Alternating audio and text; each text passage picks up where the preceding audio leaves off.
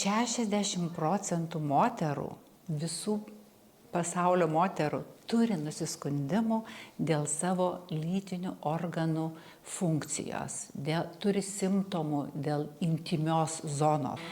Ir taip jau susiklostė, kad kažkodėl tai moteris gyvena su tais nusiskundimais ir nedrįsta apie tai kalbėti. Ir vienas iš dažniausių, sakykime, yra makšties laisvumas, makšties sienelių suglebimas. Toliau yra dar nusiskundimai čia liečiantis vyresnės moteris, tai yra makšties sausumas.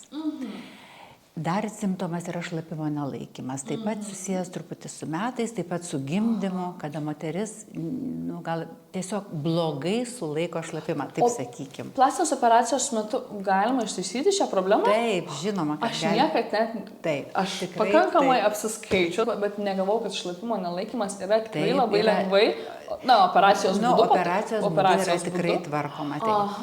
Bet šitoje srityje mažųjų lytinių lūpų korekcinės operacijos tikrai šiuo metu Lietuvoje kyla geometrinė progresija. Šita operacija kainai. Pirmiausia, pasitikėjimas savimi, kaip jūs sakote. Jinai jaučiasi maloniai prieš partnerį. Antras momentas, didelės lytinės lūpos truputį gali maišyti materialia prasme, jai patirti orgazmą.